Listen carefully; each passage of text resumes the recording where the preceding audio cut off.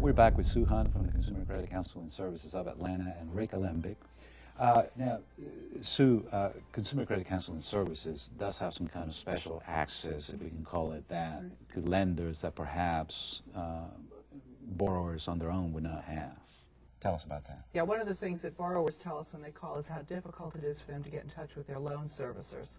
And because of our relationship and the volume of clients that we talk to and our relationships with agencies like Fannie Mae and Freddie Mac and some of the big loan servicers, we have really been able over the years to develop great relationships with some loan servicers and have special access to their offices that can help consumers. We have one technology that allows us to actually plug into the servicer's database and get an immediate response back to the homeowner about what their options are. And it takes just 30 or 40 seconds. It's a wonderful service. Okay. And in other cases... So in essence, you can almost peek behind the curtain directly to the computer That's absolutely. Of the lender. The servicers have raised the curtain for us and allow us to know exactly what's available to that. Why would they do that? Because they are as anxious, in most cases, they are as anxious to keep homeowners in their homes as the homeowner is to stay. It's generally not in a lender's best interest to foreclose. They're only going to do it if it's the only financial option they have. Well, they're in the business of making loans, not owning real estate.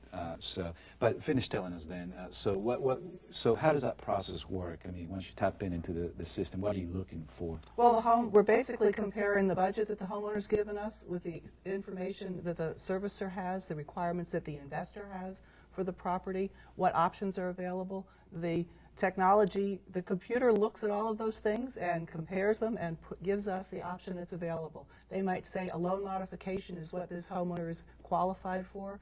Here's the phone number that they need to call to get in touch with the person to make that happen. And you're talking about databases of companies such as Fannie Mae, Wells Fargo, Chase, all these big institutions. The big loan servicers, some of those big servicers are, Wells Fargo, Bank of America, Countrywide.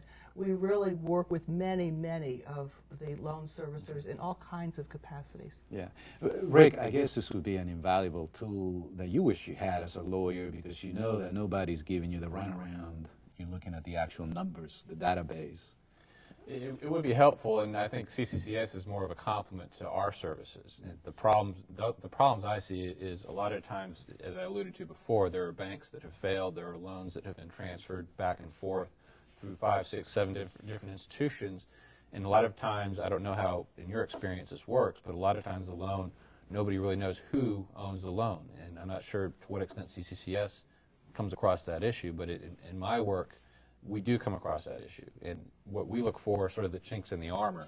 And I would imagine also it's not a problem of knowing, who owns the loan, but many times payments are not credited properly because the loan, like you said, can be transferred 7 times in a short period of time. And what happens is the administrator of the loan, a lot of times will be the same entity, but a lot of times, it may not. Sometimes the bank that originally made the loan will continue to manage it, but more often than not, it gets sent out into the Ethernet or somewhere in outer space, and no one really knows who owns the paperwork.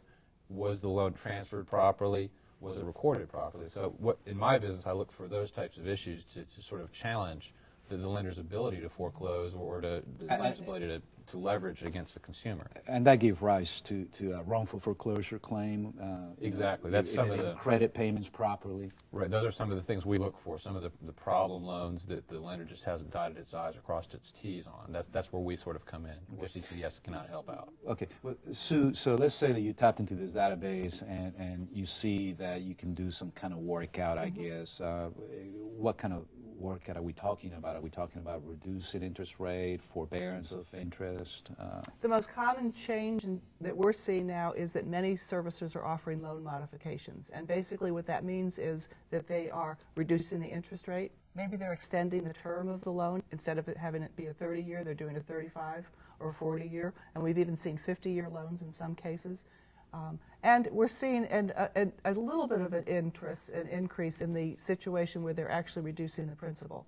That's been really slow to come, but we're starting to see some of that as the home values continue to decrease. And what's happening, if I might throw in, is the lenders themselves are contributing to the decrease in the home values, because if you have a neighborhood with 2 or 3 foreclosed homes, all the homes in the neighborhood suffer. And so if you have someone trying to do a workout on a home that's threatened with foreclosure, If the bank doesn't see enough equity in that home, then the bank's not going to be that interested in working out the loan. It's a snowball. And it snowballs. This bank has created a reduction in the equity in homes because of their actions, and now it makes it more difficult for the consumer to work things out because their home is now worth less, and the bank's not interested in that.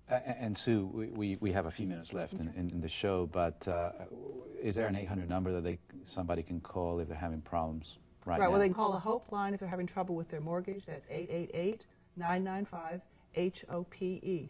They can check out our website for our agency services, www.cccsinc.org. And I should mention, all of our services are also in Spanish, including our website. So if you are a Spanish speaker, we have full services available. Okay. All right. Now, Rick, let's say that a person has been foreclosed on. Too late to file bankruptcy at that point in time and undo the foreclosure, correct?